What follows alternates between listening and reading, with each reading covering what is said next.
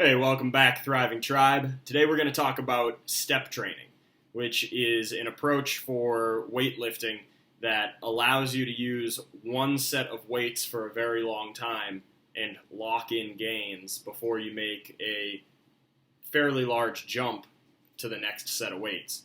There's a couple reasons why I suggest this. First, I think it is the most advantageous way to build muscle for a lifetime of health, which is always our goal on this channel. It is also practical today because kettlebells are hard to come by, other types of workout equipment are hard to come by. So if all you've got is one piece of equipment in the house, that might be all that you need. So let's first introduce the idea of step training as a principle, and it doesn't hold just to weightlifting. It also applies to pretty much any sport you can think about. In fact, the name is escaping me now, but one of the Olympic coaches for gymnastics talked about using this same methodology with all of the gymnasts. Anytime they would increase training volume or anything like that, it would always be in this stepwise function. So let me give you a little picture that I drew out. So the main picture that we want to pay attention to is just this piece. We'll turn and talk about this grid in a second. But so with this, there we go. So with this, the idea is that we want to have 3 phases to the step before you make a big jump. So in the beginning, it's going to be a high level of effort, right? In the middle, it will be a medium level of effort, and so we could do it like that. So you can see. So a high level of effort, a medium level of effort, and a low level of effort. So for me, I've been doing a program with the kettlebell where it's 100 kettlebell swings and 10 kettlebell get-ups. So with this program, I've been using a 45-pound kettlebell, and the goal is to make a 8-kilogram or like 20-pound jump after I'm done with this step. And so oftentimes you get people when they're lifting weights. For instance, when I was in college, when I was training as a rower, the strength and conditioning program there had us adding 5 pounds every week as long as you hit your reps from the previous. And that's pretty standard, something along those lines. If you hit your number of reps, now we add weight. And I don't think that's the best way to go for a number of reasons. But the most simple of which is that it makes the measure in strength training how much weight you're actually lifting as opposed to how well you lift it. Whereas this step training is all about mastery at a specific weight, and then you jump up and you challenge yourself again until you get to mastery, and then you go up again. And so this theory is much more consistent with a lifetime of development. I mean, for instance, if you add 5 pounds of weight every week, you're adding like 225 pounds in a year.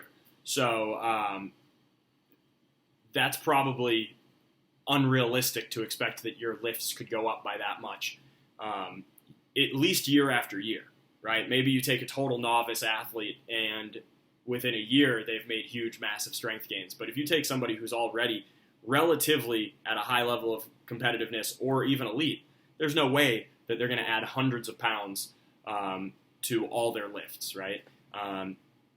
Or conversely, like if they were doing a sport for time, right? Like if you're a rower and you're pulling a 6-minute 2K, you're unlikely to drop it to a 5:30 2K just because the coach said, well, knock a second off every week, right? It takes incredible effort to make tiny, tiny gains as you get right to the margin of your capacity. So this step training allows you to get up to that and then master it and then jump to the next plateau. So as we said, it's useful if you don't have a ton of equipment or if you just don't want to spend a ton of money on equipment, right? So for example, if I have a 45-pound kettlebell, I just need to jump to a 65-pound kettlebell, and that gives me at least a month or two before I need to buy the next kettlebell, if not much longer, right? I'm not sure how long I'm going to stay at 45 to master it, but I know however long I stay at 45 will be much shorter than what I stay at 65 because that's going to be a different level of challenge for my body. And so yeah, with that, basically the idea is I might only need to buy a handful of kettlebells for the rest of my life, right, to keep plateauing up. So, all right, let's talk about that. So as we showed earlier, we want to split each plateau into 3 phases: a high effort, a moderate effort, and then a low effort. And the low effort part is usually where people skip in one of these types of training programs. They're happy that it's at a super challenging level at the beginning. Maybe it stays super challenging for a couple weeks, maybe a couple months, right? Depends on the athlete, depends on the situation. And then they get into the moderate effort, and that's where they're probably going to sit for a good bit of time. They've had some adaptation. It doesn't feel super challenging to their nervous system, but at the same time, their nervous system and muscular system are working very hard and are challenged appropriately. And then it's right as they start to get into the light effort where all of a sudden for instance, we're sticking with kettlebells in this conversation, so it's the kettlebell swing. And now they're moving it with great power, the hips are firing through, the bell floats at the top, everything's symmetrical with the muscle tone left to right in the body. You feel really good, you feel really smooth. And most people at that moment say, all right, now it's time for me to make the jump. But the way that it's better to think about it is that you want to lock in the gains that you've gotten. So when it's hard effort, that's making a lot of demand on your body, and your body's having to learn. Literally, neurologically, it's learning, how do I fire different muscles appropriately? How do I create the right tension relationship in the body? Because your whole body is a tensegrity system. Something gets tighter, something gets looser. The whole body is trying to sort out how do you deal with these forces that are being produced in the body, and how do we do that in a way that actually makes us stronger and more powerful and healthier. So the body's really challenged at the beginning. And then as it gets to the moderate phase, that's the beginning of the adaptation, right? Some of the adaptation is kicking in. If we don't stick with the light phase at least longer than most people are inclined to, because it doesn't feel sexy, it's not exciting, it's now almost too easy, so many of us think, oh, it's got to be hard if I'm actually getting anything out of the workout. So then they want to jump right onto the easy, or they want to jump right up to the next weight. But it's actually really important when it's light effort that's where the technique gets totally perfect. Because now your system isn't being challenged in the same way. It's not being challenged that, oh my gosh, this is hard to handle, right? It's not too heavy. It's not too new of a movement. It's nothing like that. Now the body, the only thing it has to do is work on perfectly coordinating and perfectly executing that movement. And that's what you really want, because now if you're going to make a huge jump, which is usually the goal, is that it shouldn't be you now jump 5 pounds to the next plateau. You should be going up like 20 pounds maybe. And so if you're going to make a jump like that, you want to continue to nail it at that new weight, but with the same level of skill that you had at the light effort on the lower one, which is going to be a challenge, right? So now you have more to work towards. So that's the idea, right? Really lock in the gains at the light effort and make that about the motor pattern being as perfect and crisp as possible. Of course, we're always working on making the motor pattern as perfect and crisp as possible, but the light effort is really where it gets locked in, and that's what gives you that motor pattern that is literally ingrained neurologically in your physiology, so that then when you add the weight, you don't get injured. You don't have to relearn. You're already ready, and now you can have a huge strength adaptation because the load just got so much heavier.